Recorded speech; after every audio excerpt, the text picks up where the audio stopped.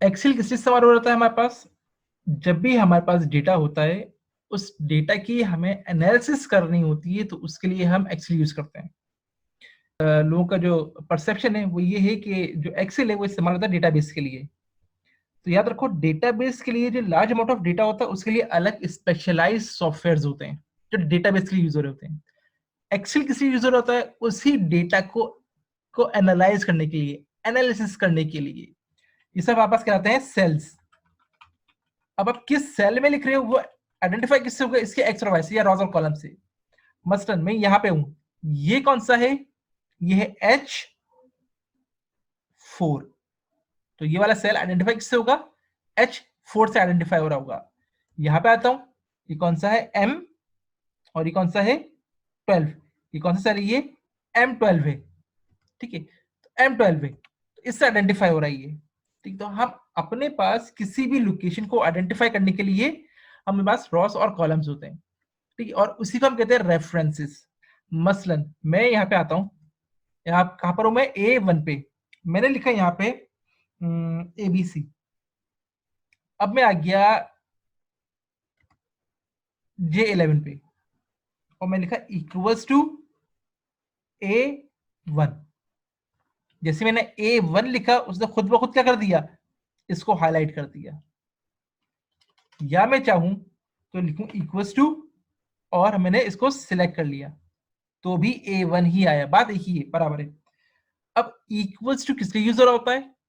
Equals to use होता है हमारे पास किसी का भी रेफरेंस देने के लिए, या फिर हमारे पास फॉर्मुलेशन के लिए, फॉर्मूला बनाने के लिए। तो हम यूज कर रहे होते हैं इक्वल्स टू को। ठीक है, एंटर दबाऊंगा तो ये क्या हो गया? एबीसी आ गया। बेसिकली इसने क्या कहा? इसने कहा कि भाई इक्वल्स टू, मतलब ये रेफरेंस है। किसका रेफरेंस है? A1 पे। तो A1 पे जो भी वैल्यू हो वो यहाँ पे ले आए। एंटर किया, एबीसी आ गया। हम जरा आते हैं, इसको चेंज करते हैं। हमने एबीसी की जगह कर दिया 1 2 3। कहां पे चेंज किया मैंने? A1 पे। एंटर किया, ये भी चेंज हो गया। क्यों? क्योंकि इसका रेफरेंस बना हुआ है A1 के साथ। तो जो भी A1 की वैल्यू होगी वही वैल्यू इसकी भी होगी। यहाँ पे वैल्यू चेंज हुई, ये भी वैल्यू चेंज हो गई। फिर से चेंज करते हैं हम इसको, एक्स वाई जेड। हम चेंज यहां कर रहे हैं, रिफ्लेक्ट यहां हो रहा है। ठीक है, क्यों? क्योंकि अपना भाई ये रेफरेंस बना हुआ है, इसलिए। एरो की से हम सेल्स पे मूव कर रहे होते हैं, अप डाउन लेफ्ट राइट से हम सेल्स पे मूव कर रहे हैं। ठीक है, अब हमने लिखा लेट सपोज 1 2। ठीक है, और मुझे सीक्वेंस पूरी करनी है 1 2 3 4 5 6 एंड सो ऑन। तो मैं क्या करूं? मैं इन सबको सिलेक्ट करूं, या तो शिफ्ट से सिलेक्ट करूं, या फिर मैं क्या करूं? इसके ऊपर माउस लेके आऊं और बीच में रख के, याद रखना सेंटर में रख के, और फिर मैं इसको सिलेक्ट कर लूं। ठीक है, या तो शिफ्ट से सिलेक्ट कर लूं, या फिर माउस सेंटर में लाके फिर सिलेक्शन करूं। अब मेरे पास एक छोटा सा पॉइंट नजर आ रहा है, डॉट सा। अगर मैं इस डॉट पे आता हूं तो मेरा पॉइंटर चेंज हो गया।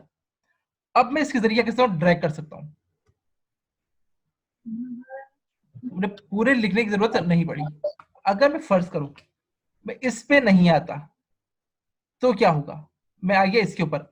अब माउस का पॉइंटर यहाँ भी चेंज हुआ है, बट ये किस लिए हो रहा है? ये हो रहा है मूव के लिए। करता हूँ तो बेसिकली क्या हो रहा है? ये पूरी की वैल्यू ड्रैग हो रही है, वैल्यू यहाँ से उठ के यहाँ पे आ गई है। अगर मैं क्या करता हूँ, मैं सिलेक्शन यहाँ से नहीं की, मैंने इसको सिलेक्ट कर लिया ऐसे ही, एक को ही मैंने ड्रैग कर लिया।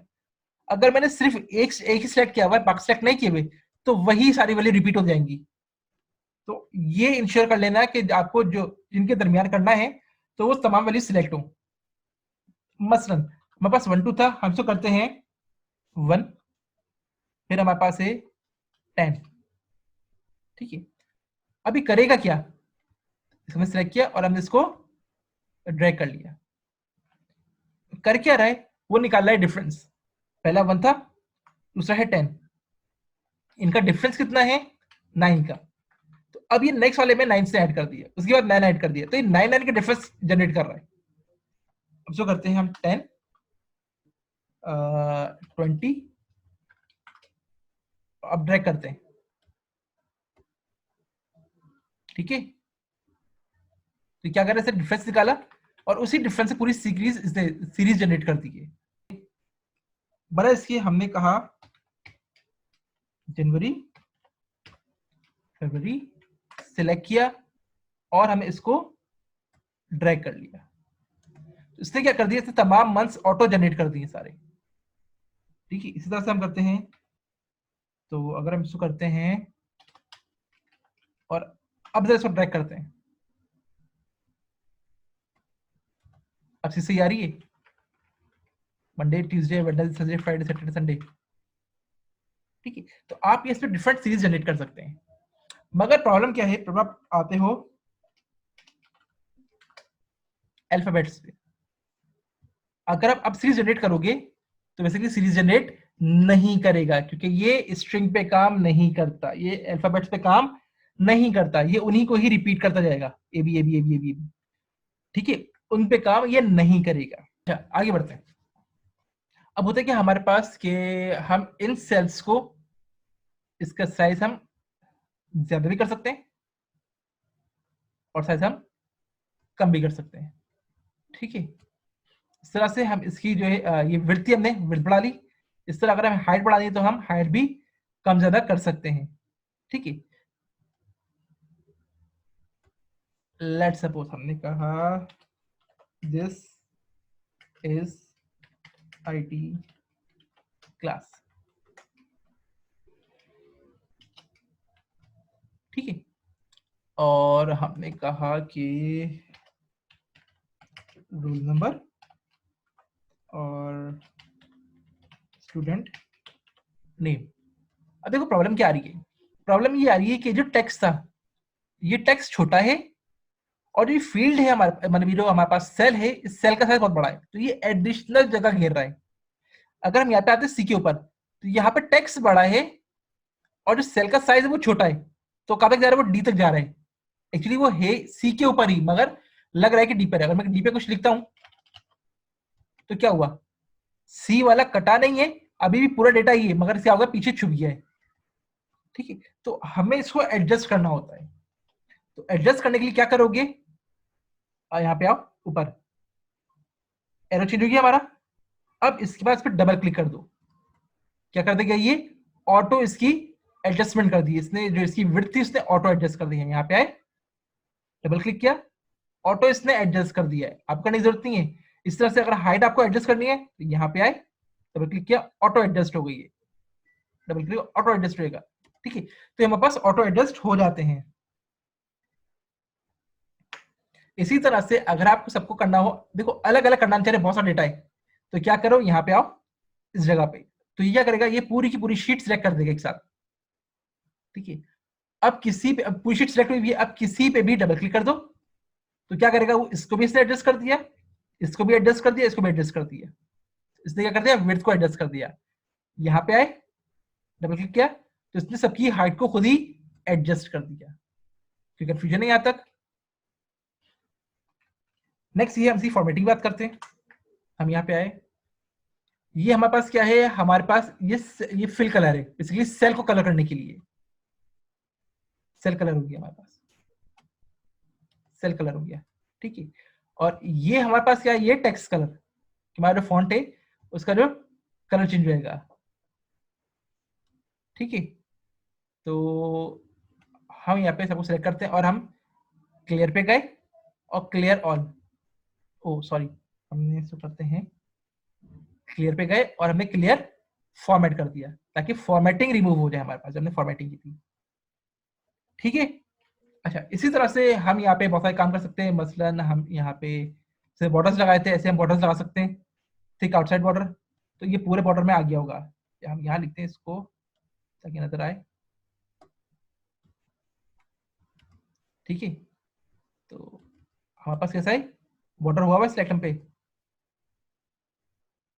सिलेक्ट किया आपने और इसको कर दिया ऑल बॉर्डर्स, तो इनके दरमियान में भी क्या कर देगा, आपस में लाइन लगा देगा। ठीक है, तो ये हमारे पास बॉर्डर्स हैं, जैसे हम पहले करते थे, वर्ड में हमने किया था, सेम वैसे ये बोल्ड इटैलिक अंडरलाइन है। ठीक है, इसमें एक अंडरलाइन, इसमें हमारे पास डबल अंडरलाइन है। ठीक है, सिंगल अंडरलाइन, डबल अंडरलाइन। अच्छा, एक चीज होती है कि जब आप अकाउंट्स में काम कर रहे होते हो तो आखिर में आप लिखते हो टोटल, ठीक है। मसलन नेट इनकम आपके पास से लेट से 15,000 की, ठीक है। अब नेट इनकम क्या करते हो आप, डबल लाइन से क्लोज करते हो, मगर एक्चुअली नेट इनकम भी ऊपर सबका सम प्लस माइनस करके आ रहा होता है, तो यहाँ ऊपर भी आपको लगाना होता है। अब इस पर क्लिक करो, बॉर्डर्स पे आए, और सबसे लास्ट में हमारे पास क्या है, top and double bottom border. इस पर क्लिक करोगे तो क्या गया, ऊपर भी एक लाइन आ गई है और नीचे भी डबल लाइन से क्लोज हो जाएगी। तो ये हमारे पास बॉर्डर्स वगैरह के हवाले से था। इसमें हम थोड़ा सा और काम करते हैं, मगर पहले हम कुछ, अब आगे बढ़ते हैं। हमने कहा कि हमारे पास है स्टूडेंट और मार्क्स, ठीक है। हमारे पास डिफरेंट स्टूडेंट्स हैं और डिफरेंट हमारे पास मार्क्स हैं।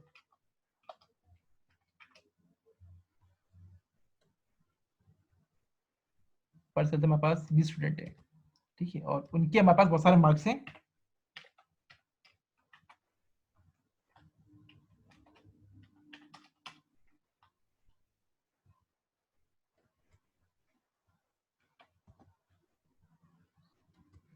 ठीक है, तो हमने क्या किया, स्टूडेंट्स से और उनके मार्क्स हमने रैंडमली जनरेट कर लिए, ठीक है, कम ज्यादा कम ज्यादा कम ज्यादा क्या आ रहे हैं,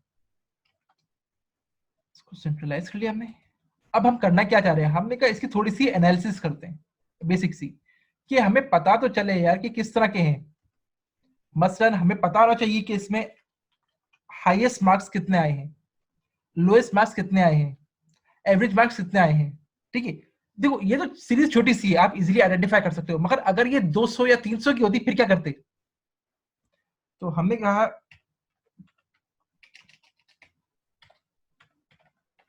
हाईएस्ट मार्क्स चाहिए, हमने कहा इक्वल्स टू मैक्स, मैक्सिमम के लिए, और हमने सबको सिलेक्ट कर लिया, ठीक है। इस तरह से आपने एरो की से सबको सिलेक्ट कर लिया। या फिर आप क्या करो, आपने मैक्स माउस से आके सेंटर में रखना है, क्लिक करो और ऐसे ड्रैग कर लो, सबको आपने सिलेक्ट कर लिया, ठीक है। या फिर आपने क्या किया, आपने दे दिया कहां से, B2 से स्टार्ट है और कहां तक है, B21 तक। B2 से रेंज के लिए कॉलम लगता है, ठीक है, B21 तक सिलेक्ट हो गया, एंटर किया तो हमारे पास क्या गया, हाईएस्ट निकल आए। ऐसे ही हमें क्या चाहिए, लोएस्ट चाहिए, लोएस्ट के लिए करेंगे इक्वल्स टू मिन, मिनिमम, ठीक है। सबको सिलेक्ट किया हमने, एंटर किया तो हमारे पास लोएस्ट निकल आए। इसके अंदर हमारे पास हाईएस्ट है 97 और लोएस्ट है हमारे पास 24। तो चेक करके देखते हैं, हम इसको करते हैं सिर्फ 4 करते हैं, तो देखते हैं कि क्या ये भी चेंज होता है या नहीं होता। एंटर किया, ऑर्डर चेंज हो गया। इसको चेक करते हैं कि 97 है, अगर हम कोई वैल्यू देते हैं इसको, लेट्स से कि 98, देखते हैं क्या ये चेंज होता है या नहीं होता। एंटर किया तो हमें मैनुअली इसको अपडेट करने की जरूरत नहीं है, ये ऑटो हमारे पास क्या रहेगा, अपडेट होता जाएगा। तो इसका फायदा यही है कि ऑटो अपडेट होता रहता है। अच्छा, इसी तरह से हमें निकालना है एवरेज, एवरेज मार्क्स कितने आए, इक्वल्स टू एवरेज, और हमने सबको सिलेक्ट कर लिया तो ये हमारे पास एवरेज मार्क्स निकल आए, ठीक है। अच्छा, फर्स्ट कर लो हमारे पास यहाँ पे स्टूडेंट्स नहीं है, अब हमें नहीं पता ये टोटल स्टूडेंट्स हैं कितने, हमें नहीं पता, या तो हम इनको काउंट करें या कुछ और करें। तो इसके लिए इक्वल्स टू काउंट, काउंट करने के लिए इक्वल्स टू काउंट, और अब हमने सबको सिलेक्ट कर लिया, एंटर किया तो इसका टोटल 20 स्टूडेंट्स हैं, ठीक है, ये काउंट कर रहा है।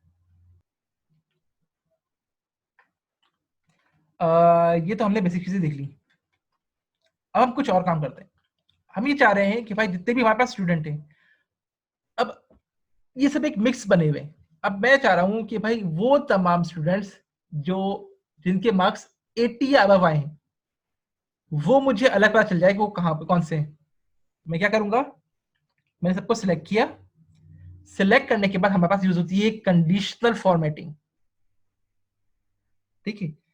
इस पर क्लिक किया, हमें कौन से चाहिए, हमें सिर्फ वो चाहिए जो 80 या उससे अबव है, तो हमारे हाईलाइट सेल्स कौन से चाहिए, ग्रेटर देन, ठीक है, ग्रेटर देन चाहिए हमें। क्लिक किया हमने, कौन से, हमें चाहिए कि 80 या उससे अबव। प्रॉब्लम ये है, अगर आप लेते हो ये ग्रेटर देन, तो ये 80 को इंक्लूड नहीं करेगा, 80 से अबव वाले इंक्लूड करेगा। तो अगर आपको ग्रेटर देन, अगर 80 भी इंक्लूड करना है तो आप इसको दो 79, ताकि ये 80 से काउंट करना शुरू करे, ठीक है। ये सब कलर है। अगर इसका कलर चेंज करना चाहो, आपने इसको कहा कि मुझे चाहिए ग्रीन कलर में, ओके किया, तो जहां जहां पे 80 हमारे पास से 80 से अबव, वो खुद ब खुद हमारे पास हाईलाइट हो गए। इसी तरह से वो तमाम स्टूडेंट्स जो फेल हो गए, मैंने कहा कि हमारे पास 40 पे फेल है, हमने कहा वो स्टूडेंट्स लेस देन, वो तमाम स्टूडेंट्स जिनकी वैल्यू कैसी है, जिनके स्कोर 40 से कम है, वो सारे हाईलाइट हो जाए। रेड से क्या हुआ, ओके किया, तो वो तमाम जो 40 से कम है वो सब हाईलाइट हो गए। तो मैं इजीली इसको मैनेज कर सकता हूं ग्रेटर देन या लेस देन लगा के। इसके अलावा और भी बहुत सारी चीजें हो सकती हैं, मसलन हम यहाँ पे कर सकते हैं बिटवीन, एक रेंज के दरमियान वाले आ जाए, इक्वल्स टू खाली एक स्पेसिफिक नंबर वाले आ जाए, एक रेंज वाले आ जाए, या हमें चाहिए टॉप स्टूडेंट्स। आप देखा भाई हमारे पास जो टॉप 3 स्टूडेंट्स है खाली वो आ जाए, ठीक है। हम पहले काम करते हैं, हम क्लियर रूल्स, पुराने हम जितने भी हमने रूल्स लगाए थे, फॉर्मेटिंग लगाई थी, हम उसको हटा देते हैं। सिलेक्ट, हमारे पास सेल्स जो हमने सिलेक्शन की हुई है, ये सिलेक्ट, खाली इसको हटा दे, या क्या करे, वो पूरी शीट पे से हटा दे। तो हमने जो सिलेक्शन की हुई है, हमने कहा यहाँ से हटा दे, तो तमाम की तमाम जब हमने फॉर्मेटिंग की हुई थी वो सब हट गई, सब कलरिंग वगैरह हट गई। सिलेक्ट किया, कंडीशनल फॉर्मेटिंग, कौन से चाहिए मुझे, मुझे टॉप 3 स्टूडेंट्स चाहिए।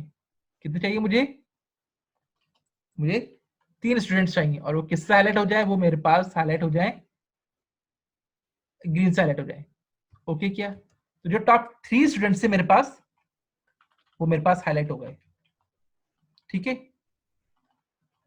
या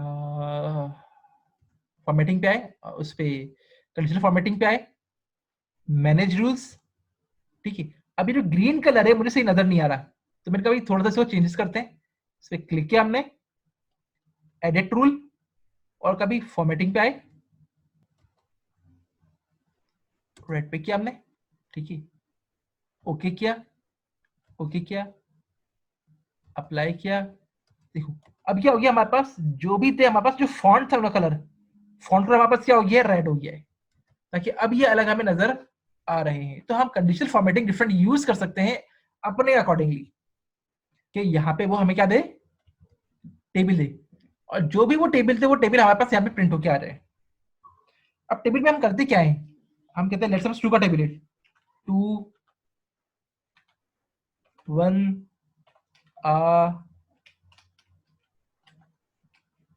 2, ठीक है, 2 2s are 4, सही भाई, ऐसी टेबल आता है हमारे पास।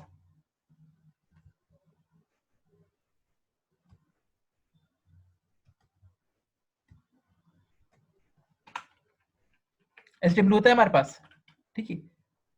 अब ये क्या है, हमने मैनुअल जनरेट किया है, पूरा का पूरा मैनुअली। देखो अगर आप देखो ऊपर है, तो इसमें कोई फॉर्मूला नहीं लगा हुआ, डायरेक्टली टेक्स्ट लिखा हुआ सब में, तो इसका मतलब ये इंटरेक्टिव नहीं है, आप इसको मैनुअली चेंज करना पड़ेगा हर एक को। आपने कहा भाई यहाँ पे क्या आ जाए, आपने कहा कि भाई यहाँ पे जो भी वैल्यू दे रहा हो, लेट्स सपोज दिया 5, उसने 5 एंटर किया, तो ये टेबल खुद ब खुद 5 का बन जाए। तो इसका मतलब है कि जो यहाँ पे वैल्यू होगी वही वैल्यू यहाँ पे आ जाएगी, ठीक है। तो मैं क्या करूं, इक्वल्स टू रेफरेंस, किसका रेफरेंस, इसका रेफरेंस, ठीक है। यहाँ पे अगर वो 3 कर दे तो ये 3 बन जाए, 5 क्या, ये 5 बन गया, ठीक है। मगर मुझे क्या करना है, इन सब के ऊपर ही सेम अप्लाई करना है, ठीक है, यहाँ पे आ रहा है, ठीक है। बल्कि हम क्या करते हैं, हम इसको करते हैं, ड्रैग कर लेते हैं। हाँ देखो एक प्रॉब्लम है, प्रॉब्लम क्या है, अगर मैं इसको ड्रैग करता हूं, अगर मैं इसको ड्रैग करता हूं तो ये क्या हो गया, ये 0 हो गया। ये 0 क्यों हो गया? कि देखो बेसिकली हुआ क्या था, इसका यूज किया था मैंने रेफरेंस, कि यहाँ पे जो भी वैल्यू हो वो यहाँ पे भी आ जाए। मगर प्रॉब्लम क्या है, जब भी हम ड्रैग करते हैं तो वो तमाम सेल्स को अपडेट करता है। तो वो क्या करेगा, H2 को नेक्स्ट करेगा। अगर मैंने ड्रैग किया, H3 पे आ गया, और H3 का रेफरेंस क्या है, यहाँ ब्लैंक ही। और आगे ड्रैग हुआ है H4 पे आ गया है, और आगे ड्रैग हुआ है H5 पे आ गया है। तो वो साथ साथ क्या कर रहा था, हर एक को अपडेट कर रहा होता है। मैं चाहता हूं कि भाई जो भी वैल्यू यहाँ पे हो वो एज इट इज रहे, वो मूव ना हो, वो फिक्स रहे। तो उसके लिए हम यूज करते हैं F4 या डॉलर। हम यूज करते हैं डॉलर, ताकि हम किसी भी सेल को फिक्स करने के लिए, कि अगर मैं ड्रैग करूं तो वो सेल मूव ना हो। ठीक है, अभी डॉलर लग गया है, तो ये सिर्फ इसको ही पॉइंट करता रहेगा। अगर मैं इसको ड्रैग करता भी हूं, सब क्या कर रहे हैं, अभी सब मूव नहीं कर रहे, इसी को ही पॉइंट कर रहे हैं। ठीक है, नेक्स्ट मल्टीप्लाई साइन ऐसे रहता है, ये ऐसे ही रहेंगे, ऐसे। ये अब क्या करना है, हमें हमें करना होता है ये मल्टीप्लाई के लिए स्टेरिक।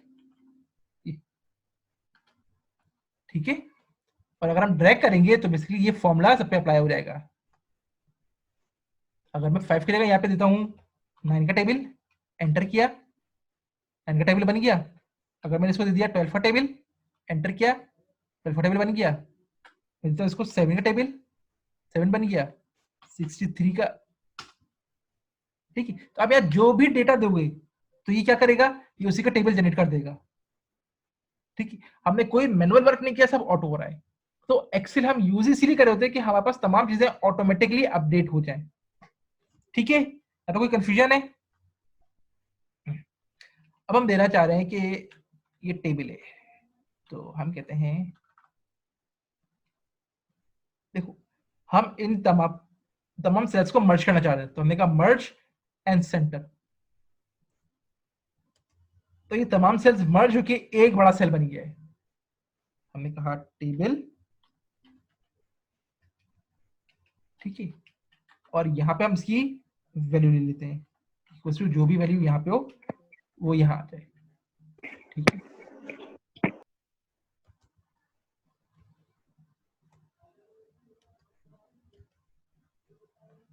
ठीक है भाई।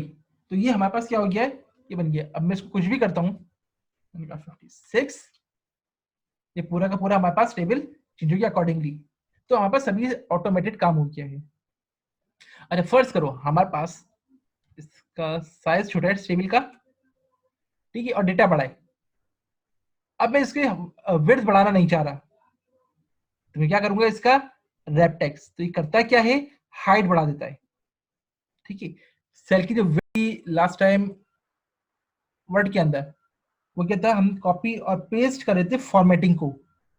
ठीक है, तो अगर मैं यहाँ पे भी करना चाहूँ, तो मसलन मैंने कहा कि एबीसी, इसको हम जरा फॉर्मेटिंग कर लेते हैं।